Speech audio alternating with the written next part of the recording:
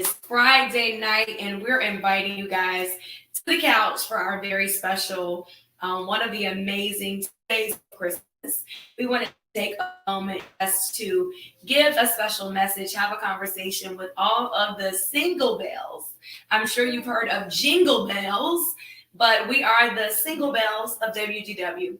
And so I invited the producers from behind the screen to before the screen just to have this fun girlfriend conversation with me as we reflect on, we don't like to call it singleness. So what are we going to call it? As we reflect on our unmarriedness. But like, we're not even dating either. So I guess it would be what? Well, I guess I'm kind of dating in a way, but yeah, our wholeness. I love that. Type in wholeness. That's what we're going to talk about. And we want to shout out our amazing warrior sister Joy. This is her lovely and beautiful home that we have the opportunity to record in tonight and just have some conversation. So we're just going to start the conversation by asking you all to check into the chat and let us know your relationship status, because don't you all believe it's levels to like singleness? Oh, yeah. So what would y'all believe the first level is? What could they check in the chat and say? I would say if you are, the first part of it is walking in wholeness, because that's where it starts. Okay. But like, I'm saying, like, if you're identifying yourself as a single, like, I think the first level would be like single. So to me, single is like, you're not dating, you're not responding to DMs, you're just, you see what I'm saying? Like that level of, you're single. So type in single. If you're fit that category. That next level is probably the single that is dating, because you may have a little, conversation. Yes, single and mingle. Yes. The single and mingle. And then the final segment is like when you are more than dating, you're courting. Like this is the person at this point is your husband. So yeah, it's serious. That's a series. It's been a long day. Y'all can tell we're gonna pick it up a little bit. Let's pick it up, because don't y'all feel like we dry right now? How many people have clicked off this live right now? Dry like my DMs. Dry. We are as dry as Ty's DM. I believe that Leah's DMs be kind of popping though, because she be having prospects. I don't. Oh, what? I come every now and then. I just kind of look around and see who's cute. Okay, she's just looking. You're window shopping. I love it. All of the window shopping singles, check into the chat. If you're just, looking, but you have decided to stay in that single phase. So I believe, hopefully, I would say I'm at tier 3 finally. That I am, courting in this season. I certainly believe that the person is a young man of God. I call them young. We're really not young, but I believe this is it for me. So what are you? Tier 3? What are you? Tier 2, tier 1? Where are you? Single. Single. Okay. All right. And Taj, where are you? I'm single. Single. So y'all not even like talking or fellas, if you're watching this, they're single. Yeah.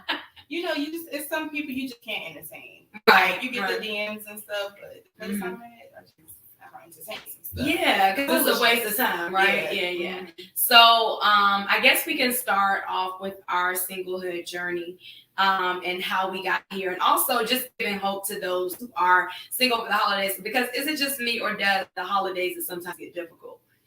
Because you're around, like, family is a big thing. You see all of the pajama pictures. Matching. Yeah. The matching fits. So it can be a little bit depressing. I know for me, I'm in a family full of married people. So when the holidays happen for me, I'm like the only one there alone. And so while I love my family, it can sometimes be awkward, to just be the only one without a significant other or a spouse. I'm grateful for my sisterhood now, because we're all kind of in the same phase. So this holiday will be a bit fun, and exciting, because we all can relate to one another. But that's my personal story. I think the holidays have always been the toughest season for me. As a woman who is unmarried. What about you, Leah? I can relate to it being a tough season. It started out tough even this year. Like I felt like I was finally over being tough about it part. Yes. But my story is a little different because I am divorced and it's been about maybe 13 years now. So I feel as though you're ready. I'm ready, but I'm kind of scared to step out there. So I just stay in my own where I'm safe and where I'm comfortable. Right. And so I just have kind of made it kind of my thing. But it is difficult. I do think it's a little more different for me because I'm not going to use the word single, but I am a mother. And so it kind of helps a little bit, but then it kind of gets overwhelming because I'm kind of the only one. So it's kind of still not that same thing. You know, the kids are doing their own thing now. They're not little, so they don't want to. Yes, because the niece is no longer single. I mean, right. The aunties are like going to Christmas dinner solo, and your daughter is like bringing somebody. Yeah. So are you like? Is that what we're doing? I actually asked him to buy me one. I did. I sent him out. So it's okay. Leah. If you don't buy her one, you have to buy me. Oh wow! Welcome to the family. Welcome to the family officially. What about you, Taj? Where? So it's really weird for me. I'm not talking to anybody right now, but coming out of a serious relationship 2 years ago. The holidays, I'm like around my family as well. I do have some single friends, some friends who are in relationships, long-term relationships. So of course you always think about that. Yeah. And you know, okay, what am I going to do for the holiday? So I try not to focus too much on it, but I've been so focused on like doing other things and building myself, right? Because I see it like so clear. So I'm just like, okay. Yeah. Maybe this time next year, you know. Yes. Come on, type in this time next year. Now, we'll be honest. I did this show this time last year. But you're still in a different position. But I'm definitely in a different position. Because, yes. I was definitely tier 1. I was probably tier 0 that just broke up.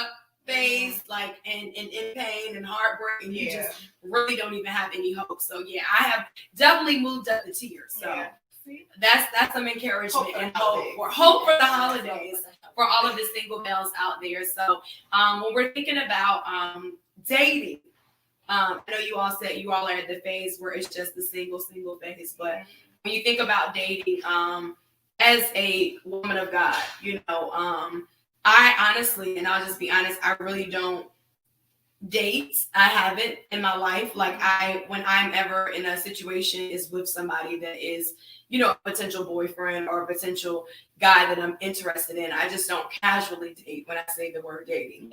I think it's a difference between dating and courting. So that's something that I have not done in my singleness. I won't, you know, preach that it works great because I'm 34. But that's just the path that I chose because I just didn't want to waste my time. I knew it was other things I could be doing. I don't want to waste the guy's time either. So while I have been asked on dates, I really don't accept them unless I'm serious, you know, about the guy. What's you all's dating philosophy? If you are watching, type in your dating philosophy. Are you just, you know, are you the type of girl that you'll go on a date just to see how things go? Or are you the type of girl or woman that you're like, I want to make sure this is serious even before I go on the date? Where do you lie? What's your dating philosophy? And I'm probably gonna sound weird when I say this, but it's okay. When I do start, I have prayed that it be fast. Like I'm at the age. I'm 37. Well, I'm 37, and so I kind of asked God. One of the things that I want is stability. So I want to know going into it that this is my husband. I want one of those kind of stuff. Right, because I think it's different for moms, right? Because this is a person that is going to have to, you know, be a bonus father to your children. And so you got to be careful when you're dating because there should probably be a time limit or when you introduce them. I don't want to do any of that. I just want it to be authentic and you know from God. So you're like, you know, if it goes down in the DM, you're not going to dinner until you are pretty sure that this could be something potential. What's your dating life? So Taj is a lot younger than us. So she's allowed to have a different dating philosophy, or she maybe should learn from us and create one that fits her. So what is your dating philosophy? Yeah, I definitely do learn from my older friends and sisters, especially We're the older friends. When it comes to relationship. Well, you were the older sisters, not the friends. But yeah, when it comes to relationships, and especially because my mom and my aunts, like, they've always drilled this into me, and I have this mindset, like, I'm very mature for my age. Yes.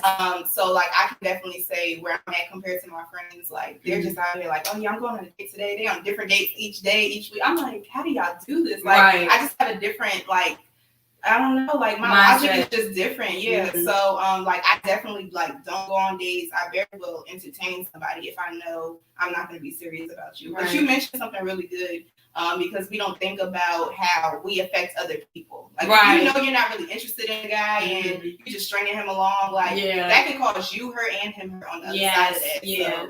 Yeah, that was always my thing. I always, I respect men. I've had very positive role models of male role models in my life, starting from my father, of course, but even, my sisters are married.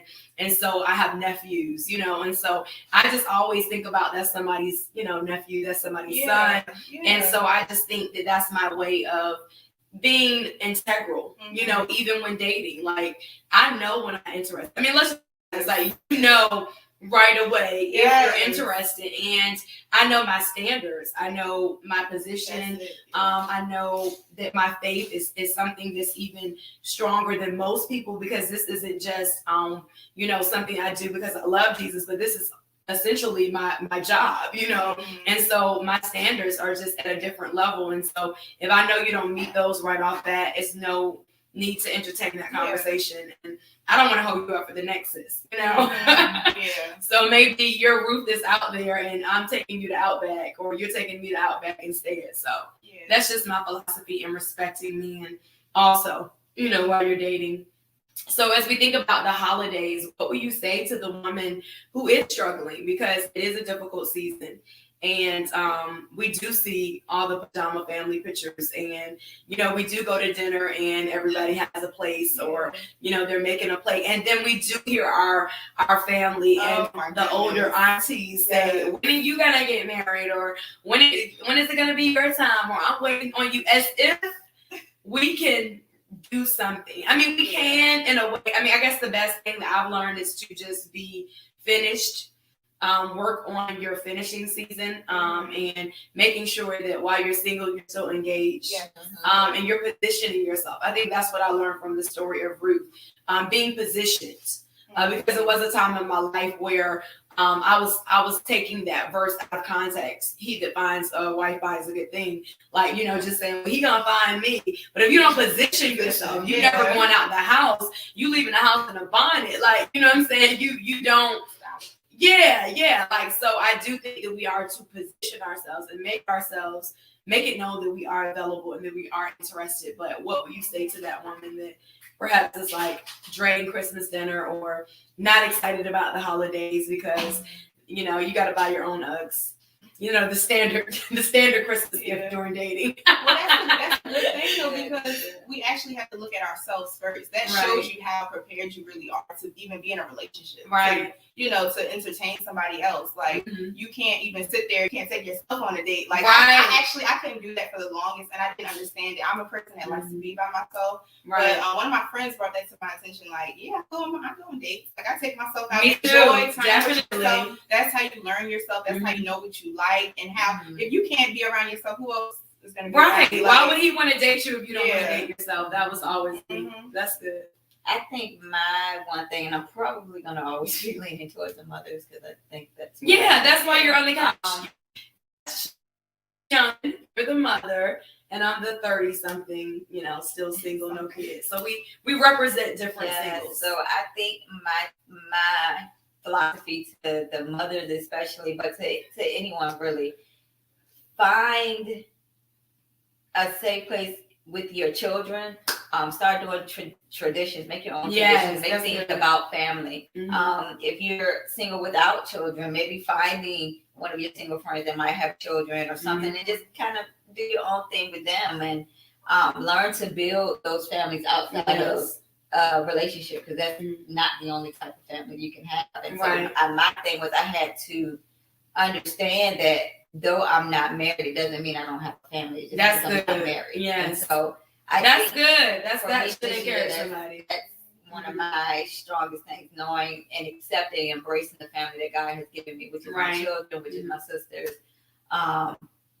And being okay with that. And then even sometimes taking time to myself, because I'm coming to a place where now, just the other night, I came home really, really late. My son is just now getting out of bed with me. He's 10. Don't judge. No judgment. But we hope that he is officially graduated at this point, because we will judge you after that. He definitely has moved out, and so I was sitting He's there. moved out. He moved out, and so I was sitting in my room, and I had that time to. You were shacking up. Yes, and so finally being an empty nester of my own room. Oh wow! I am learning to embrace. That's a good place to start. I'm just realizing that I finally have my bed to myself. Right. I'm embracing that. Yeah. I think do something for yourself, like get a massage, or go out and just make yourself feel good, or take on a new challenge. My family was discussing, dinner, and I was just like, oh, I'll cook. Do something different, do something that you can find a new skill, or something that you can take to your family. That's what I thought about. Maybe I have to cook Christmas dinner for just my family one year, so why not prepare in this season? I just think as a season of preparation. We even see that in the story of Ruth, like she was gleaning in the field. She wasn't just sitting somewhere. So, work on your business, launch your new website, create something that you can, a new product line, or do something unique to remember these moments and to enjoy the time that you have. Because I am surrounded by a lot of people who are married and have kids, and a lot of them tell me enjoy the season. It's refreshing, that you can go and come, and you don't have to ask, or not ask, but let anybody know where you're going, or find a babysitter of anything. We learned that just from Leah. I'm starting to embrace the fact that I want kids desperately, but when I see, I got a leak, I'm like, well, I don't have anybody to pick up.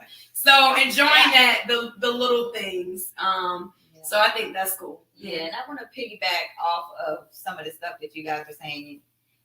I feel like in order to really be able to embrace that, one of the most important things, and that's kind of what I'm walking through now, is releasing, and it being okay to release the feelings of, yes, this is something I desire. Yes, I'm feeling this way about it. Releasing it so that you can fully embrace. That's good. Yes, you can't really enjoy that's it. Really it makes you miserable. Yeah. And I know so many people like that. Like, I talked about that on the Miss Gone Mrs. show. Like, I know so many women that, kind of like almost look down on women who talk about the fact that they want and they desire marriage. Like, oh, you're desperate, or you're always talking about it. But it's a desire, and it's okay to say that is your desire. And we're persistent about everything else in life. If you desire to be a billionaire, or if you desire to be a business owner, it's okay for you to talk about that. So I know that I was created to be a wife, and I think a lot of people don't want to admit that, or don't want to say it, because they don't want to get their hopes up, because they're hurt, because they're bitter, because they don't believe that there are good men out there that can treat them right. And so that's why a lot of women have that mindset that, I don't need a man, blase, or whatever. But if you really look back to why we were created for man. Like, we came out of man. So it's kind of forsaking your purpose to say you don't need to be attached to that. Now, I believe maybe everybody won't get married. There are people who, even in the Bible, who have committed themselves to single lives. I believe that is a thing, but I do believe that, generally speaking, even a little girl, like, they have those desires, because if you want to be a mom, then you should definitely know you want to be a wife. And we should be teaching our little girls that when we give them a doll baby, you don't have to do this by yourself, so I think that is key and significant. Yes, it really, really is. So I just, like I said, my encouragement would just be to embrace that. And like, what I'm learning is expressing when I'm having a hard day. Like, it is really hard for me during the holidays. And so just making sure, because you never know, once you express it to someone, they pick up your day, or you got yeah. Just sharing with those that are close. Don't suppress it, release it. Yeah. Don't suppress it, release it. Any ads on you got touch? Okay, so let's talk about this. How do you necessarily move on when you've had heartbreak or you've been through like a really bad breakup? What's your advice for somebody to move forward from that place? I would say taking time to acknowledge the heartbreak, acknowledge the hurt, acknowledge the pain, taking time for yourself and by yourself to kind of just reflect and release. It's like a major part of it, because sometimes we tend to like, it'll happen and then we'll brush it off and either get busy or start doing stuff to kind of take our mind off of it. So we want to take time to deal with that, because we don't want to cover it up or put a Band-Aid on it, because it's not going to go away. And so until you deal with it. So we want to make sure that we acknowledge that, yes, this hurts. This is something that I'm walking through. And then after acknowledging the heartbreak, dealing with it effectively, whether it's counseling, whether it's ministry, reading the word and what it says about how he draws near to the brokenhearted and contrite spirit, just things of that nature, because allowing God to do the work in your heart is ultimately how we heal. I mean, that pretty much wraps it up. I mean, that was really good, Leah. I just would add, I always think that a breakup is an opportunity to almost reinvent yourself.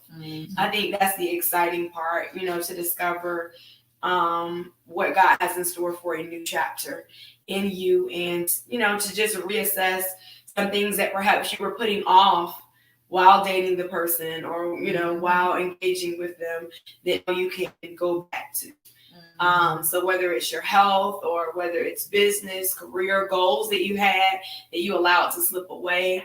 And so I'm just in the mind frame of, that was exactly what I did, what you did. Take the time to heal, deal with it. I didn't suppress it. I really did. And then also I was very strategic about praying for the person, because I didn't want to have any unforgiveness or bitterness in my heart.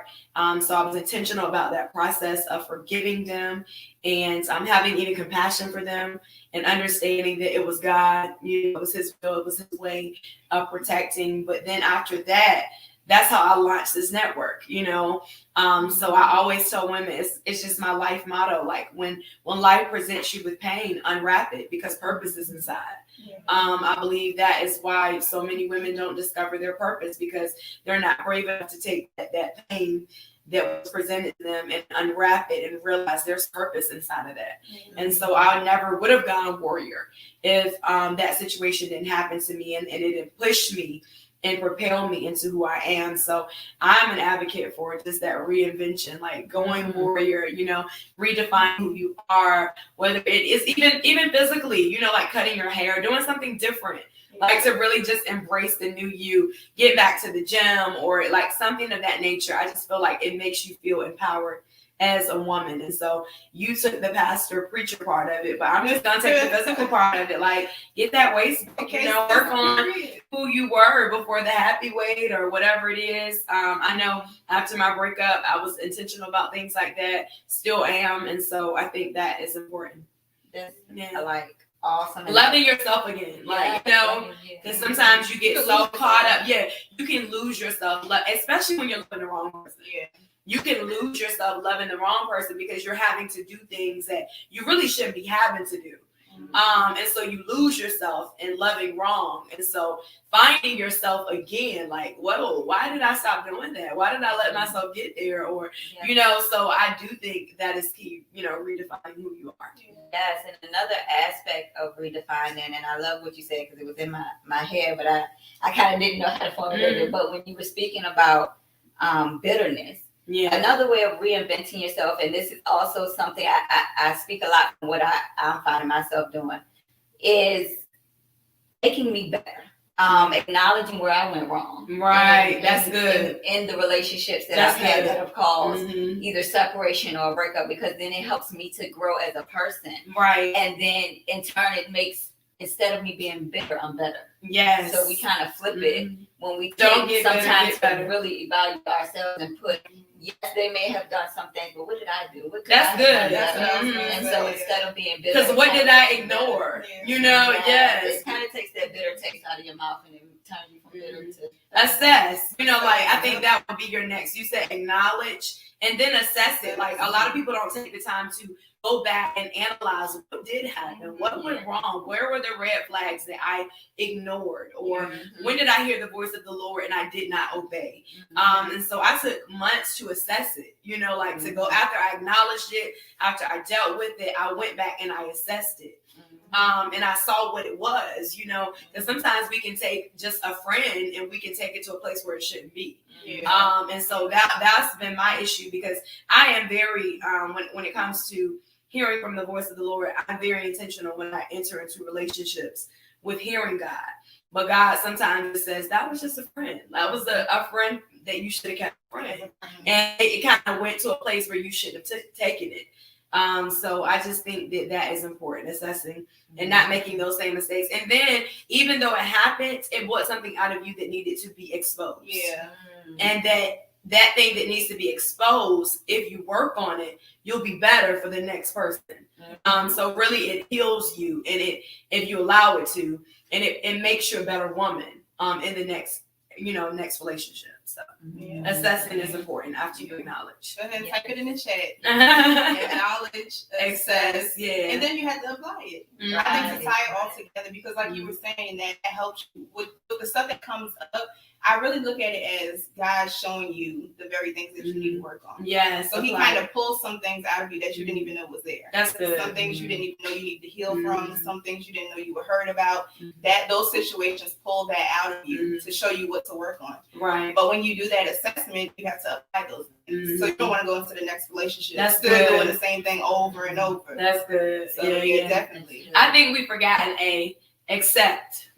Oh yeah. Like we have to accept it. Probably before, like in between acknowledging and accepting. I'm trying to figure out where it is. I think it's a third one, because it takes a minute to accept it. I was gonna say, that's why we forgot it. It's funny because sometimes it comes at the end. Sometimes applying is accepting it, like for what it was. Like, and it's odd because you would think you try to accept it first. And I think that's how people get frustrated and overwhelmed, because it did take me a long time to accept it. Because sometimes you're holding on for hope. Sometimes you're just trying to understand. But then when you go through that process of acknowledging the pain, acknowledging the hurt, and then when you understand, okay, I have to assess what happened, and then you're like, well, let me try to apply it. And you wake up one day and be like, I gotta accept that this is over. Like, you know, this is that wasn't it. That wasn't what was for me. So it's odd, but I actually will put accept last. Maybe we didn't forget it. Yeah, because it does it takes all of that to get to the point where you truly accept. It was heartbreak. It hurt. It was painful, but it was necessary. Like, you have to be healed before you can look at your pain and say it was necessary, because I would not be the woman I am today. So I guess accepting would be the last thing. So we came up with some A's. We didn't even plan that. Look at that. Listen, A on the heartbreak, you know. So recap those for us, Taj. What was the first one? The first one is definitely to acknowledge it. That's the hard part. So first you have to acknowledge it. Then you have to assess and analyze what you went through. What did it teach you? And then you definitely want to apply those things. And the last thing is accept. And I think that's the hardest one. It is. I think it's necessary in order for you to move forward, though. It is. You have to accept. You can go through all those steps and all of those stages, and then if you do not accept it, you'll go right back to the beginning. And I want to be clear, like, it doesn't mean it takes a person that long to accept that that's over. But it is sometimes hard to accept, like, I was rejected. Oh, yeah. You know what I'm saying? Like, or like, for you to have to admit that and say it out loud to yourself. Like, I was rejected. You know, I was cheated on. I was hurt. That's what we're talking about. So I'm not saying it takes that long to let the relationship go, but let what the person did to you go. It takes that long. You know, because you're like, well, maybe I wasn't, rejected. No, sis, you were. and it's okay. Yeah. You know, And you sometimes that long process is probably good because Mm-hmm. you have to take that time and like really get to know yourself. Yes. And like go through the emotions and the emotions. Sometimes we don't go through those emotions. We like, don't. Yeah, we don't cry. want to feel that. Yeah. Yeah, you gotta let it out. You have to let it out. I think that's the key to deliverance. I always tell people we suppress things and we don't release it. Like Leah has a funny thing that she does. She has a cold. Leah doesn't like to blow her nose. Like that. I don't like the snot. I don't want to touch it. So And so as a result of you snipping it up, don't you keep the cold longer? Yeah, you actually. Yeah, you. Which makes no sense. Yeah, but I use that, not to put her on the spot, but I use that because I think that's the most practical way. Mm-hmm. Like I think everybody understands, like snipping up the mucus instead of blowing it out. Mm-hmm. You keep the cold longer if you keep the mucus, which is the toxic stuff that needs to come out in you, and that's what we do. We walk around. Yeah. Like all day instead of just blowing out if you don't stop sniffing and get a tissue, like you know what I'm saying, deal with the finger. Yes, deal with her, deal with it, let it go, scream. Like sometimes you gotta go somewhere and just let out a sound, whatever is in you. Maybe somebody needs to do that, tonight.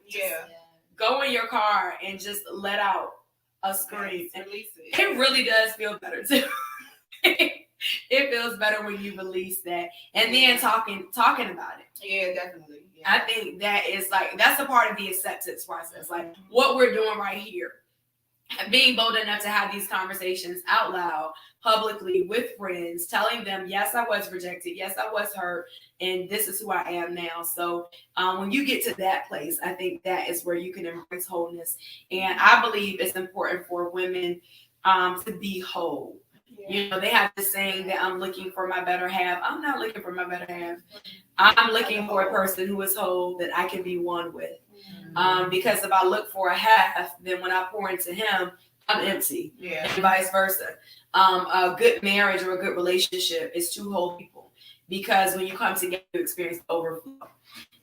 So I think that working on being not just healed, like that woman that pressed and she reached, I believe she was pressing for wholeness, and as a result, she was healed.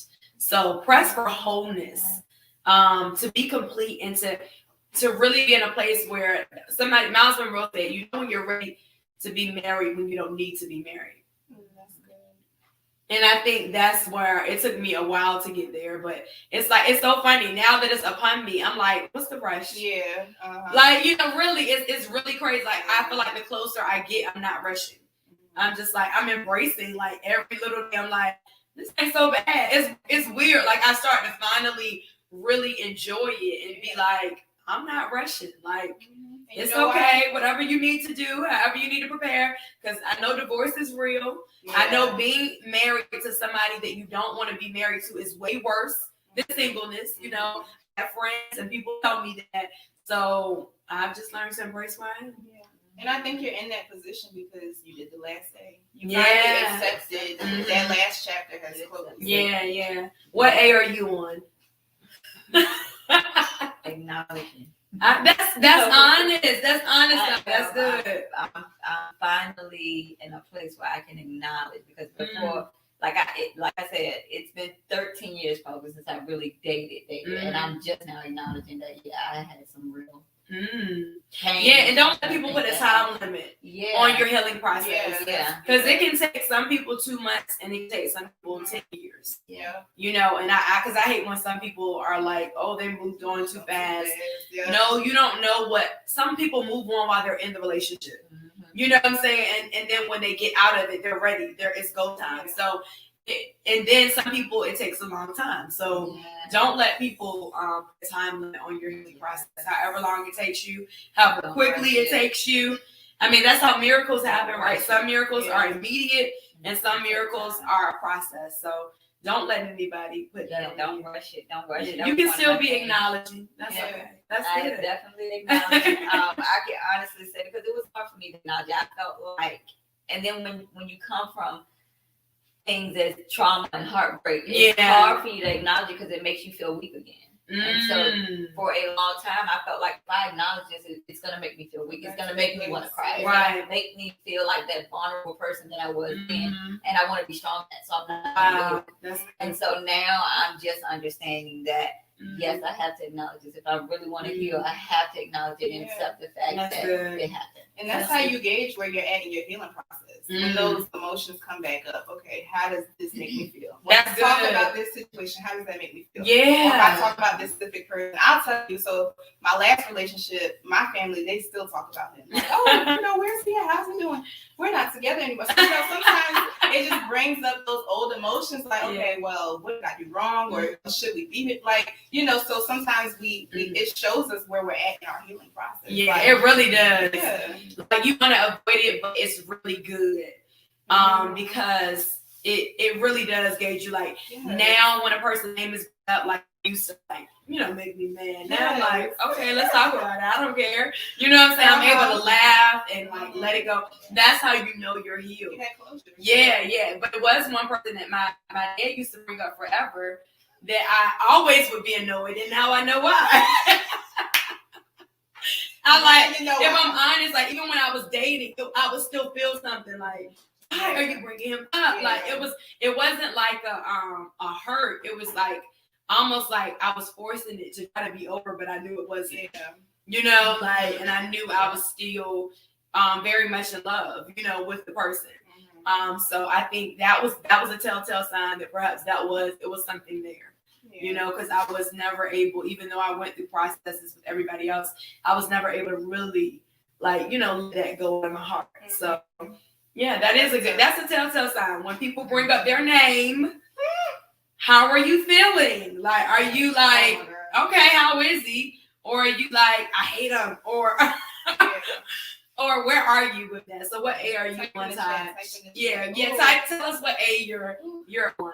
At first I was going to say applying, but then I said I think I got to go back to an A. You still got to assess. Having this conversation, I think I got to go back and assess the last relationship. Even after the last relationship, I was still talking. I was dating other people, but I still know there's this specific one that I still need to assess. Right. Yeah. That's good. That's good. Let us know what A you're on. What A are you on? Through your process of healing from heartbreak. All of us, the great thing about it is I think every woman can relate to that. Oh yeah. And so there's so many people around you. Sisterhood is key. Even before I had a friend circle, I had, great sisters, like my real sisters, who were my friends always. And so, talking to them about it or, praying with them or just not talking about it. Yeah. Sometimes that's good. Like you don't always just want to sit. That's me. I'm a girl that I don't want to talk about it. Like let's just, because that's the way I process things. I like to process things by myself with God. Yeah. So just having people that won't talk about it, like and I think those are people that really know you. And so that's what I had during my situation. We're not gonna talk about it. Like it is what it is. And we're gonna pray for you and move on. So I think sisterhood also is important, and in that whole thing, having women around you that are women of prayer, that can relate and can be honest with you. Yeah, that's important. Yeah. Because some people think like your friends are the girls that are like, yeah, let's go slash his tires. No.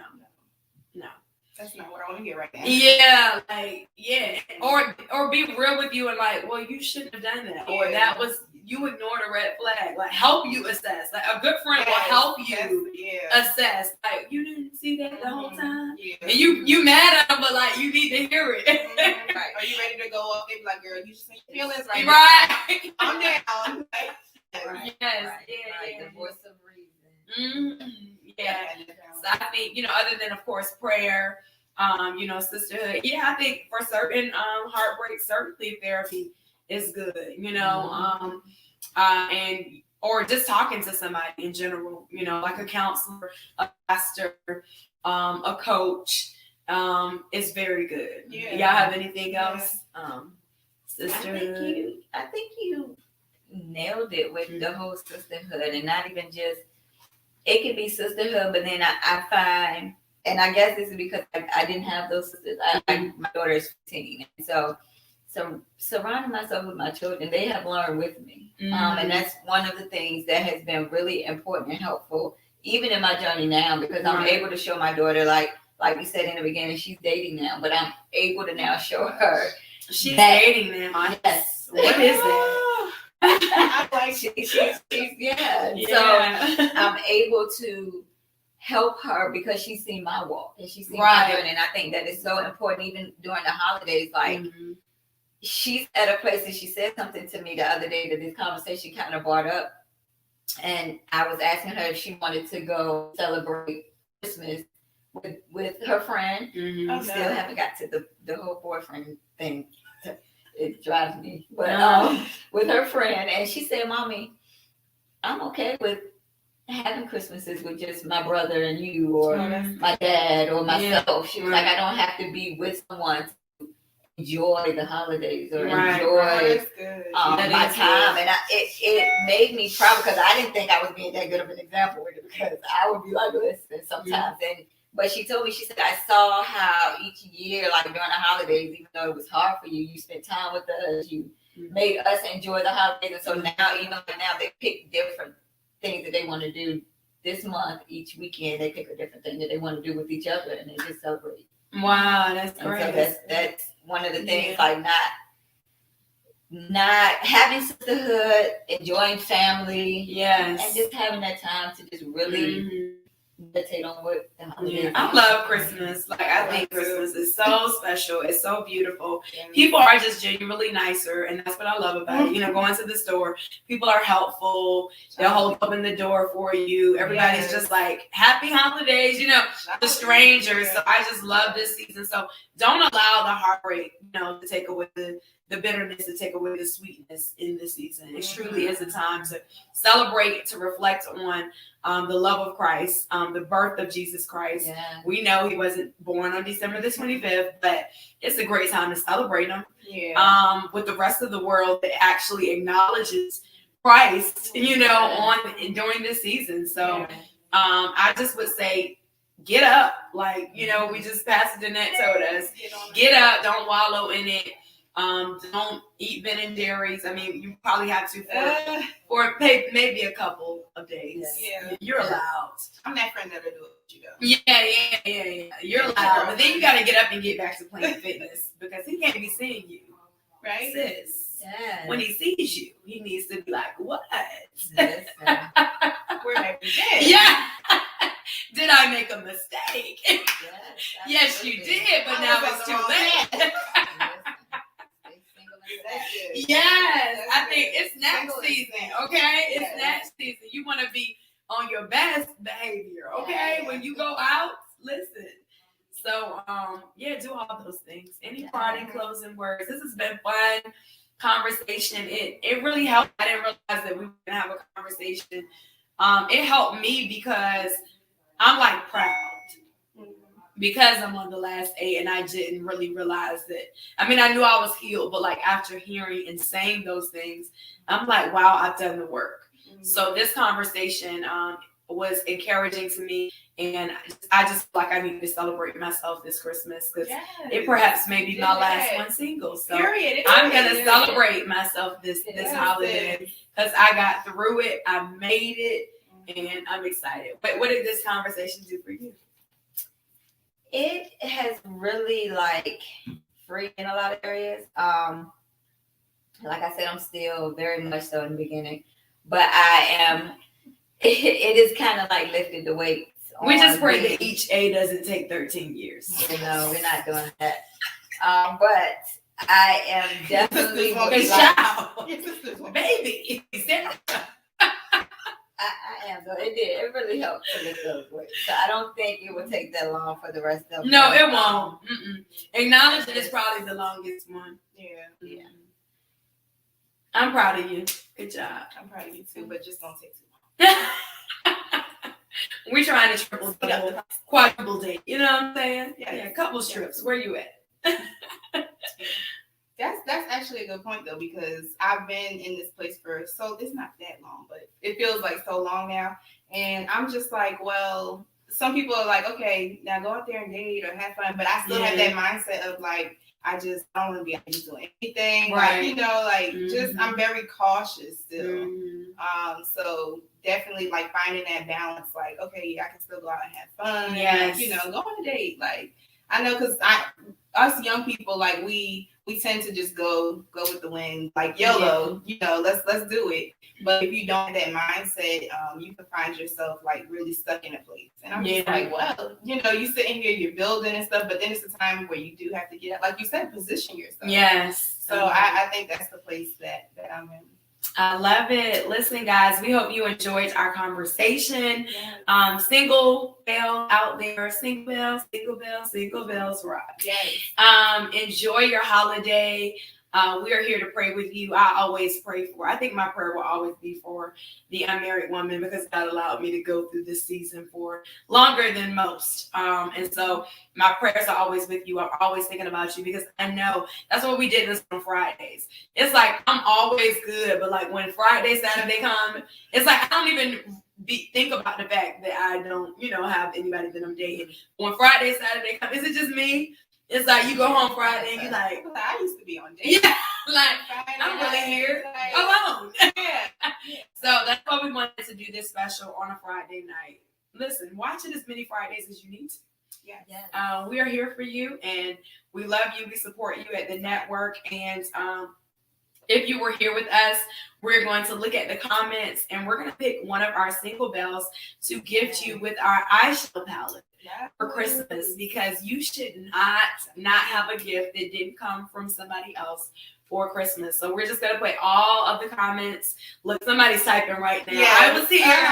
It's okay. Just go ahead and type in I was here, and we will select and let you all know which single bell wins the Eyes Have Seen Eyeshadow Palette Volume 1. Y'all better get this Volume 1, because Volume 2 is coming out real soon in the new year. So I'm excited about it. And have a very Merry Christmas. And we'll see you again on tomorrow night, every night at 9, except for Sunday night. It's 7 p.m. We have our amazing Unwrapping His Presence, a night of worship. And what's cool about it is it's not only going to be live for you on the network, but if you're in the area, you can actually come to the building and worship with us live. So we want to see you single bells for the night of worship. It's going to be amazing this Sunday. So meet us there. Love you. Meet us there. Bye-bye.